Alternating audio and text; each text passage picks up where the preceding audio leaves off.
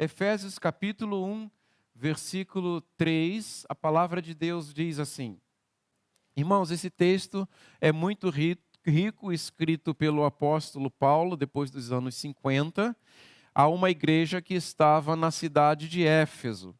Diferentemente do que nós conhecemos, principalmente aqui no Brasil, onde nós temos uma avenida, uma rua, e ali tem várias igrejas, na época do apóstolo, a igreja era um ponto de referência e era única. Então, se tivéssemos vivendo naquela época, contextualizando para nós hoje, nós teríamos aqui a igreja de Santo Amaro. Então, aquela seria a igreja cristã localizada em Santo Amaro e todos saberiam. Talvez aqui na regional Campo Grande pudéssemos ter uma sinagoga, que era uma igreja menor, aonde se ia para ler as escrituras e fazer orações. Então, a igreja de Éfeso estava ali edificada e Paulo endereça essa carta. Éfeso fica na Turquia. Turquia hoje é um país que está em evidência nas manchetes das notícias, devido aos terremotos, né? O terremoto que abalou o país e já morreram mais de 50 mil pessoas, né? Muita gente, uma notícia muito triste. Ali fica a cidade de Éfeso. Dá para comparar também com o nosso Brasil. Seria uma cidade como Santos, era uma cidade portuária, próxima ao litoral. Então era uma cidade, para aquela época, muito importante, muito significativa. E ali havia a igreja que Paulo ajudou por bastante tempo. E ele tinha um carinho, tinha um zelo muito especial por essa igreja. Tanto que quando ele ameaçou a despedir-se dali, foi um momento de muito pranto, de muito choro, né? A sua despedida foi algo assim muito triste, porque eles não queriam deixar que Paulo partisse da igreja. A primeira carta do Apocalipse, quando nós lemos lá no Apocalipse capítulo 2, também foi endereçada para a igreja desta cidade. E ali tem detalhes interessantes naquela escritura, para você ver a importância da localização e da influência dessa igreja. O livro de Éfeso ele é riquíssimo no seu conteúdo, nas suas mensagens e no seu contexto. Ali no Apocalipse, quando João, na ilha de Patmos, aliás, o próprio apóstolo João morou muitos anos na cidade de Éfeso, antes de ser exilado ali na ilha de Patmos, aonde teve a revelação de Apocalipse. Havia uma advertência sobre a igreja. Jesus diz assim: olha, escreve isso para a igreja que está em Éfeso. Eu tenho contra ti que deixastes o teu primeiro amor. Então a igreja, parece-me que no decorrer dos anos, ela foi esfriando. Aquela alegria de estar sempre no culto, ela foi se perdendo no decorrer do tempo. Talvez os filhos dos cristãos, os filhos dos pais que ouviram aqui o apóstolo, talvez os netos, já não frequentavam a igreja com tanta frequência. Talvez ia um domingo sim, um domingo não. Talvez ia só no culto de ceia, porque é um culto assim importante de ir, né? Os outros não são, mas da ceia não pode faltar. Então, Jesus dá essa advertência à igreja, que eu tenho contra ti que você deixou o primeiro amor. Lembra de onde caíste e arrepende-te. Era uma igreja que precisava arrepender e voltar a praticar as boas obras, as primeiras obras. Então fica claro que ela foi se perdendo no decorrer dos anos. E aí aqui tem uma punição para a igreja: senão brevemente virei a ti e tirarei do teu lugar o teu castiçal, se não te arrependeres. A igreja havia deixado de ser luz. Por isso aparece essa expressão, essa palavra castiçal. Castiçal era uma haste, como essa aqui do púlpito, e dessa haste subiam mais 7 hastes, e ali era colocado sobre um copo, no final da haste, o azeite. E ali servia para iluminar o templo. E havia ali o sacerdote, um levita, que era responsável em sempre deixar com que aquele castiçal estivesse aceso. O próprio castiçal não era luz, mas ele sustentava a luz. E aqui fica um ensino. É como a igreja hoje. A igreja hoje não é luz, mas ela sustenta a luz, porque a luz é Cristo. É Cristo que é a luz que sustenta a igreja. Né? Então, esse é o contexto ali dessa igreja de Éfeso. E hoje, atualmente, pasme os irmãos que ouvem, a cidade, não só a cidade, mas a Turquia inteira, a sua população é composta de 98% de muçulmanos. Ou seja, a cada 100 habitantes, só existe 2 entre cristãos e outras religiões, e 98 são muçulmanos. E às vezes a gente fica se perguntando, quando a gente estuda esses detalhes, como pode uma cidade que teve o privilégio de ouvir o apóstolo Paulo e perdeu-se a essência do cristianismo, desviou-se quando surge o Islã, as gerações futuras se convertem, começam e passam a seguir o Islã, abandonando totalmente aquilo que foi ensinado pelo apóstolo, né? Então imagino como é ser crente lá. Né? Como se a gente não pode nem dizer que é crente, porque existe uma perseguição, uma retaliação, existe assim um conflito religioso. Né? A religião que deveria religar as pessoas, muitas vezes ela causa muito conflitos, inclusive causa conflitos entre vizinhos e até dentro da família mesmo, quando deveria ser ao contrário. Né? Então é uma situação muito difícil. No versículo 3 do capítulo que nós lemos, está escrito: Bendito Deus e Pai de nosso Senhor Jesus Cristo, o qual nos abençoou com todas as bênçãos nos lugares espiritual. E aí eu pergunto, qual a maior bênção que um cristão pode ter? A gente ouve muito em nossos dias que o cristão é abençoado quando ele tem um carro novo. Nossa, né? Fulano é abençoado, trocou de carro. Olha que carrão que ele tem. Uma SUV, uma minivan. Ou tem uma casa assim muito privilegiada, né? Aquele sítio, aquela fazenda, aquela mansão. Mas Paulo aqui não está se referindo a bênçãos materiais, porque bênçãos materiais, elas podem ser compradas, elas podem ser trocadas, elas podem ser negociadas, mas bênção aqui na Escritura são bênçãos espirituais. Então, a satisfação do crente não pode vir das coisas de fora, mas tem que vir do alto. A alegria do crente não pode estar naquilo que ele tem, mas a alegria do crente deve estar em Deus.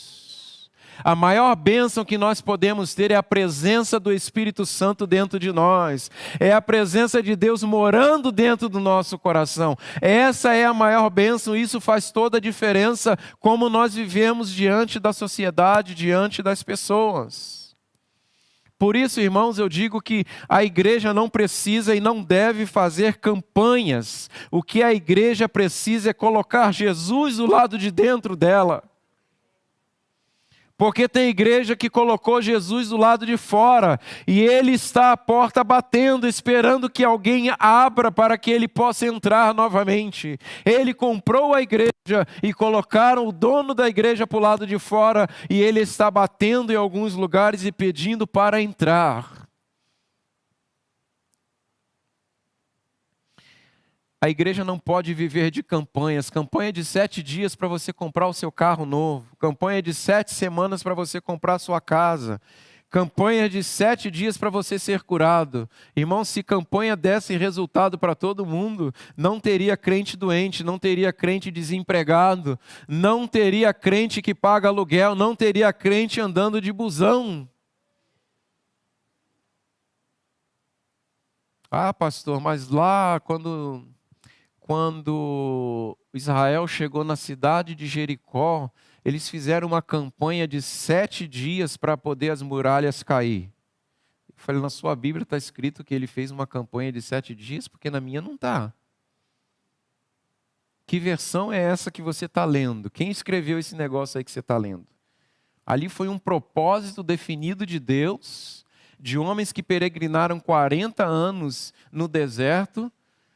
Não eram soldados, eram escravos que iam entrar na sua primeira guerra, e Deus teria que fazer algo muito sobrenatural acontecer para que ficasse registrado na mente de todas as pessoas o poder de Deus, fazer ruir as muralhas de uma cidade fortificada. Então a campanha que o crente precisa ter está aqui, em cima dos seus joelhos. É essa campanha que muda a história, que muda a vida, que muda pessoas. Versículo 4 diz: como também nos elegeu nele antes da fundação do mundo, para que fôssemos santos e irrepreensíveis diante dele em amor. A palavra eleição, ela tem um significado muito forte, muito importante nas Escrituras. Começando lá do livro de Gênesis. Quando Deus cria o homem, Deus elege Adão e coloca Adão dentro de um jardim chamado Éden. Então Deus, desde o começo, procura pessoas e vai elegendo essas pessoas. Deus elege Adão para ser representante de Deus diante da humanidade. Ele seria a pessoa que deveria ensinar os princípios de Deus para o resto da humanidade, mas Adão pecou na sua missão. Futuramente Deus escolhe um homem lá no Oriente chamado Abrão.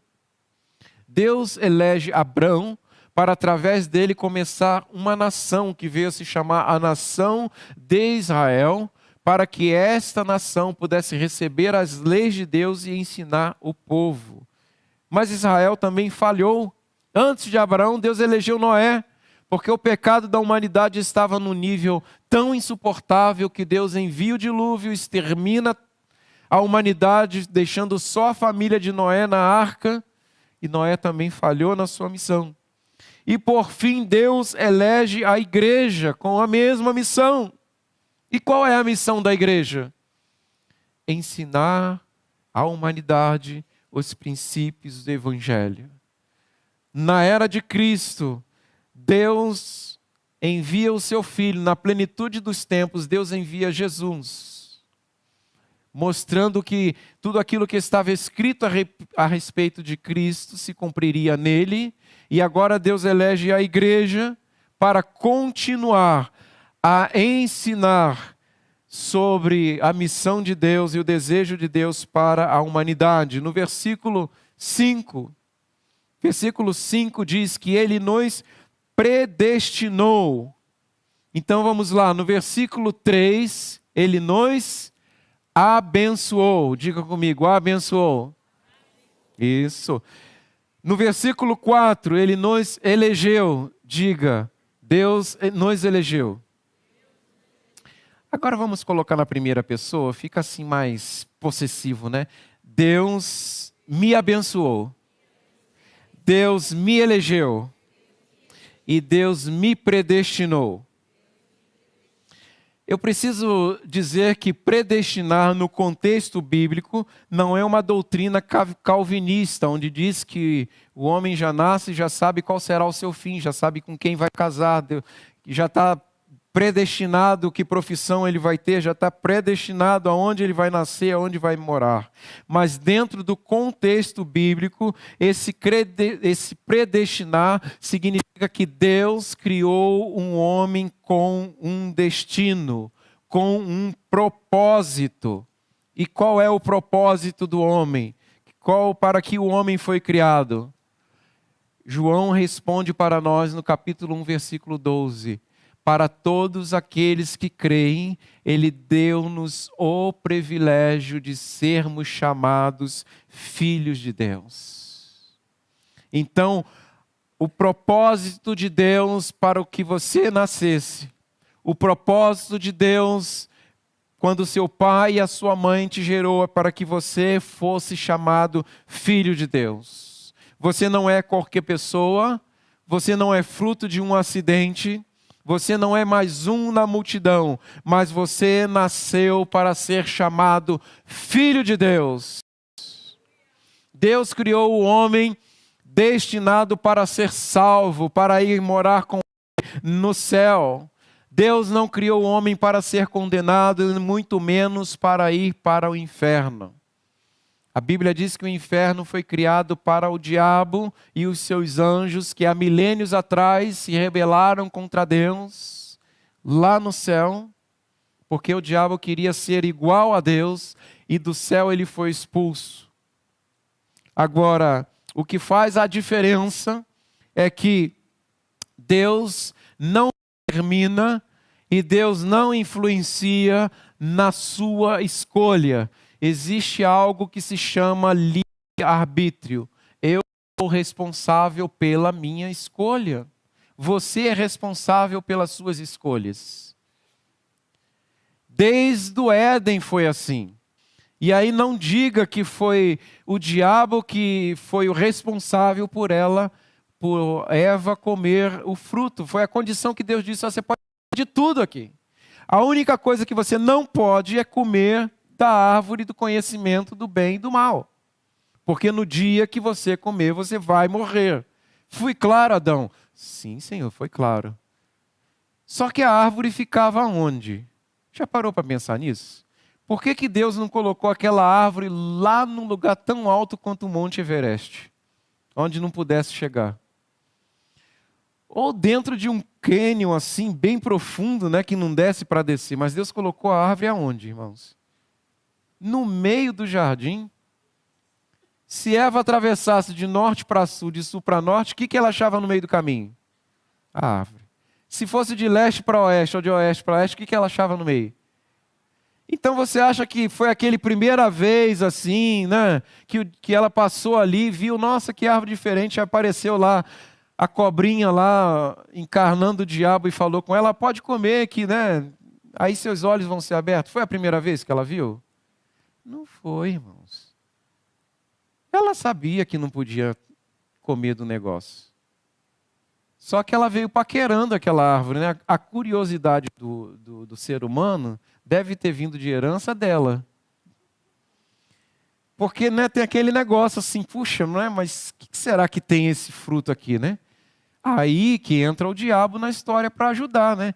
Fala assim: olha, Deus disse que você não pode comer, que você vai morrer. Não, não é bem assim. Olha, se você comer, os seus olhos vão ser abertos. Né? Você vai ser assim, tipo, igual a Deus. E ela vai e come do fruto.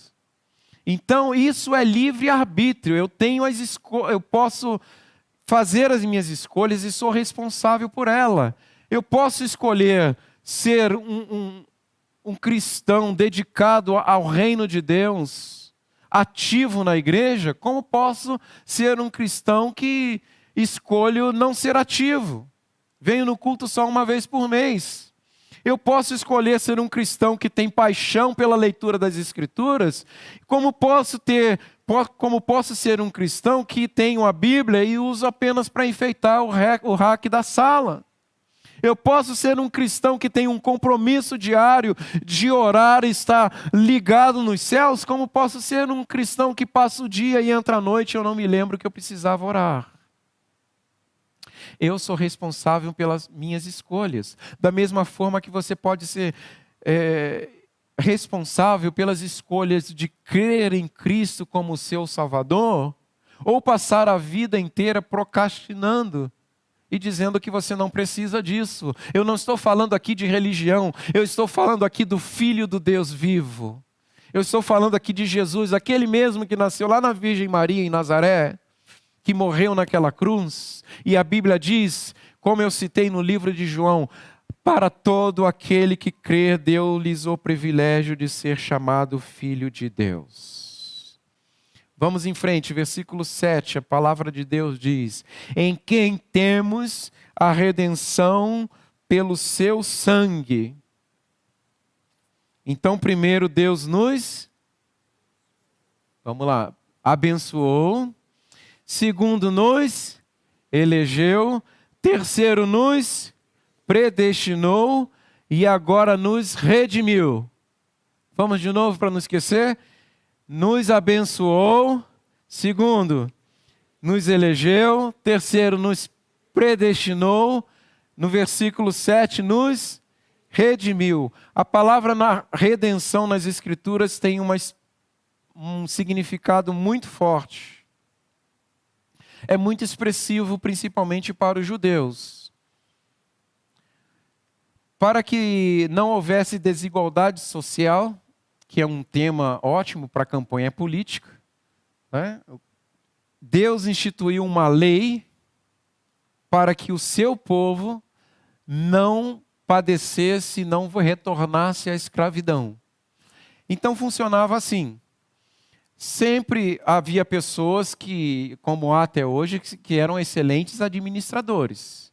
E há pessoas que são muito bons com essa habilidade. Com pouco ele consegue fazer muito, né? E Deus sabia que haveria pessoas assim. E Deus também sabia que haveriam aqueles aproveitadores. Sabe, aproveitadores assim, por exemplo, aquela pessoa que na hora de subir a escada quer usar você de degrau. Já passou por uma situação assim, que alguém para receber uma promoçãozinha, dá uma pisadinha assim em você, ou dá uma puxadinha no seu tapete, enquanto você está se equilibrando, ele está se projetando? Então, existem pessoas assim, desde aquela época. Então, naquela época, as pessoas iam empobrecendo, muitas vezes, a maioria das vezes, era por má administração. Então, ele começava a vender o que ele tinha. Ele tinha uma ovelha, ele vendia, ele tinha um bezerro, ele vendia o gado.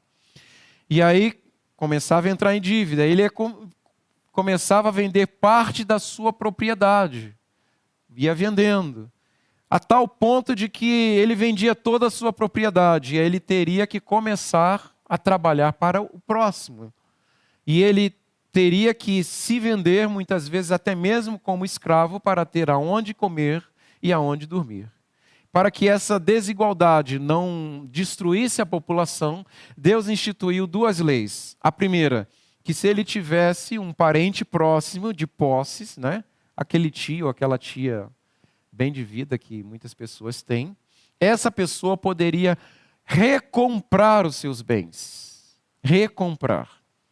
Então ele ia lá, se a pessoa vendeu toda a sua fazenda, todo o seu gado, ele ia lá e ele era o redentor. Quando Paulo escreve aqui que ele redimiu, ele estava pensando nisso, nessa pessoa que ia lá e pagava o preço. Então, quando Paulo escreve aqui, o que ele está pensando? Que Cristo foi aquele que pagou o preço para a nossa redenção das mãos do diabo. Então, aquela pessoa que redimia o parente, aquela pessoa que foi redimida ficava com uma dívida, e muitas vezes teria que uma dívida eterna. E isso duraria a cada 50 anos. E a segunda lei, que era conhecida, era a lei do jubileu. A cada 50 anos acontecia o ano do jubileu. Então todas as pessoas que tinham vendido as suas posses, tudo, exatamente tudo, teria que ser devolvido para o seu dono. Se existisse isso no Brasil, ia ser uma bênção, né, irmão? Qualquer país do mundo, se existisse, ia ser uma benção. Então, vamos dizer assim, eu tenho ali o meu irmão Alain, e na minha má administração, eu começava a vender os bens para o Alain. E o Alain, muito bom administrador, que eu sei que ele é, ia comprando minhas ovelhas, meu gado, minha fonte de água, meu poço, a minha fazenda. Só que, Alain, quando chegasse o ano de jubileu, você teria que me devolver tudo. Então era assim que funcionava, era o ano da redenção.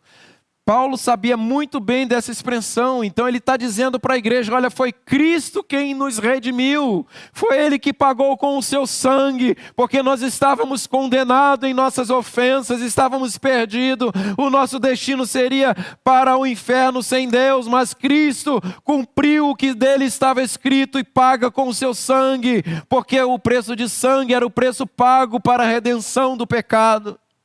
Alguém, um animal precisaria ser morto, como está escrito em Isaías, para que o pecado pudesse ser perdoado.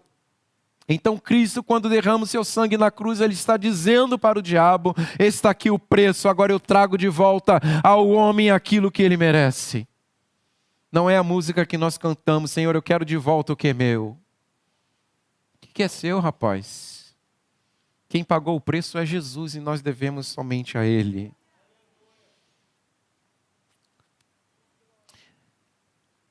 A nossa vida está nas mãos do Senhor.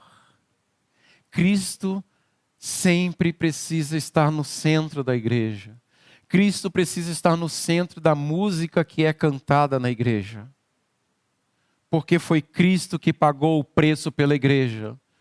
Não foi o pastor A, o pastor B, o pastor famoso, o pastor que ninguém sabe o nome. Foi Cristo. É Ele que é o cabeça da igreja. Não foi o fundador de nenhuma religião, mas foi Cristo.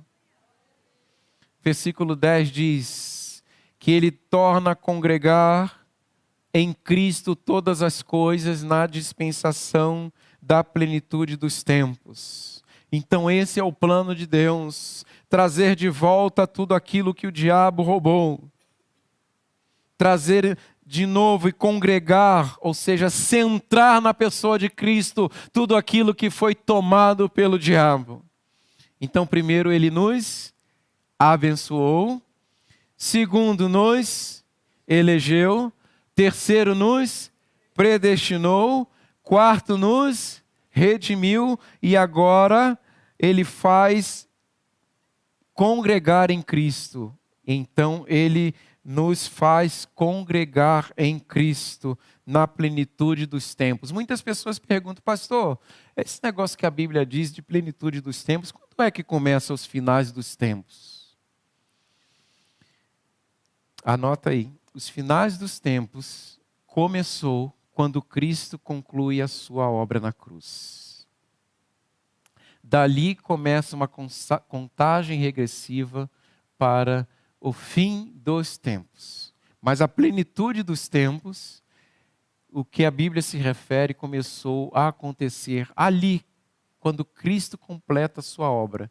O que nós temos visto hoje, o que a Bíblia diz, narrado lá em Mateus, os sinais que aconteceriam perto da sua segunda vida, são sinais para que a igreja do Senhor possa estar atenta.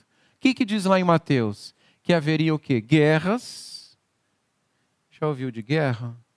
Você que tem avô vivo, ele já te contou um pouquinho o que foi a Segunda Guerra Mundial? O que Hitler fez na Alemanha, na Polônia?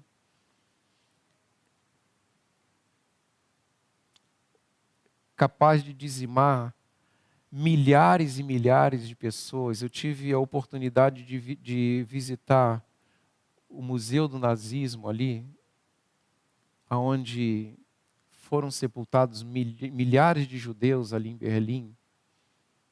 E fica ali bem no centro da cidade um memorial para que as pessoas possam olhar para aquilo e nunca mais desejar algo igual. Porque na guerra, irmão, não é só porque estão na guerra, igual está acontecendo agora na Ucrânia e na Rússia. Primeira coisa que acontece, falta luz. Você já viu como é que você fica estressado quando falta meia hora de luz na sua casa? Imagina faltar sem você saber que vai voltar. Você fica estressado quando falta água na sua casa, que você está suado e quer tomar um banho e não tem água? Imagina você ter a falta d'água e não saber se ela vai voltar. Quando você está com dor de cabeça, ou está doente, ou sua filhinha ou filhinho, ou você mesmo está com a garganta inflamada, alguma coisa, você corre na farmácia, tem remédio? Pois é, no tempo da guerra não tem remédio para se vender. Você não acha nada, não acha comida, o mercado se esvazia. Então a guerra é muito mais do que a gente vê ali no celular, no noticiário. Nossa, coitado da Ucrânia, está sendo invadida pela Rússia. A guerra, irmão, destrói a moral, destrói a sociedade, separa as famílias.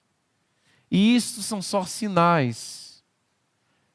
Tem outros sinais sobre terremotos. Irmãos, nunca se ouviu falar tanto de terremoto como a gente tem visto na nossa geração. A gente já fica esperando o próximo, né? Aí tsunami, nossa, faz uns 3 anos, 4 anos que não teve um tsunami. Quando será outro, né? Já fica esperando. Pestes. Eu nunca tinha ouvido falar que poderia haver uma peste que poderia atingir o mundo todo ao mesmo tempo. E a gente viveu. E se estamos aqui, sobrevivemos. Então, a Bíblia está muito clara naquilo que ela diz. E se ouvires de guerras, rumores de guerra, olhai e não vos assusteis, porque é mistério, é importante, vai ser necessário que tudo isso aconteça, mas não é o fim. Quando essas coisas começarem, ali tem mais, levantará nação contra nação, reino contra reino. Tudo isso por quê, né, irmãos? O poder, né? Tudo isso porque o homem quer o poder só para ele, como se ele não fosse morrer e se a vida fosse acabar aqui. Então tá lá o russo quer tomar o pedaço da Ucrânia, porque a Rússia não tem acesso ao mar e ao resto da Europa. Então ele quer invadir a Ucrânia para criar um caminho ali que ele possa ter acesso. Só por isso. Fácil assim, né? Portanto, vai se levantar nação contra nação, reino contra reino, vai haver fome, peste, terremoto em vários lugares. A gente só fica orando para que não chegue no Brasil. Mas chega. Então, isso são só sinais. Então, o plano de Deus continua sendo nos levar para a eternidade. E eu termino com essa palavra. É que quando os meus olhos fecharem, isso eu tenho certeza, irmão, se eu morrer hoje, eu estarei nos braços do meu Redentor. E você tem essa certeza? Você tem essa certeza que se você sair daqui e falecer hoje, você estará sendo recebido nos braços do Pai? Você sabia que você é um ser imortal? Sabia que existe vida depois da morte? Sabia que existe céu e inferno? Sabia que vai existir um julgamento, e esse julgamento, a chave desse julgamento vai estar centrado na pessoa de Cristo. Primeiro, se você foi salvo ou se você não foi salvo, se você creu ou se você não creu. Por isso que está escrito que todo aquele que nele crer tem a vida eterna. Eu sou o caminho, a verdade e a vida. É Cristo que é o caminho, a verdade e a vida. Essa é a primeira certeza que nós devemos ter. Porque quem tem Cristo morando dentro dele, quem tem o Espírito Santo morando dentro dele, passa pelos momentos difíceis da vida e não cai. Então, a nossa vida precisa estar centrada naquele que pagou o preço por nós. E Cristo ainda continua batendo e pedindo uma oportunidade para entrar no seu coração. Se você ainda não tem Jesus dentro, fazendo morada no seu interior. É Ele que bate e fala, deixa eu morar um pouquinho com você. Então pense nisso. Pense que você tem uma vida eterna. Agora, onde você vai passar a vida eterna? Leve essa vida cristã muito a sério. Porque, irmãos, eu posso esconder as coisas até da minha esposa, que conhece até se eu estou respirando ofegante ou se eu estou muito tranquilo. Eu posso até esconder dela, mas de Deus eu não posso esconder. E haverá um dia que tudo vai ser revelado. E geralmente é revelado aqui na terra mesmo. Está escrito, tudo aquilo que você fez escondidinho será anunciado lá do telhado para todo mundo ouvir. Então é Cristo. O centro da nossa vida se chama Cristo. O centro da minha vida se chama Jesus de Nazaré. Amém? Vamos ficar de pé. Eu quero orar com você nessa manhã. Que você tenha um dia abençoado. E a sua vida seja abençoada por aquele que pode todas as coisas.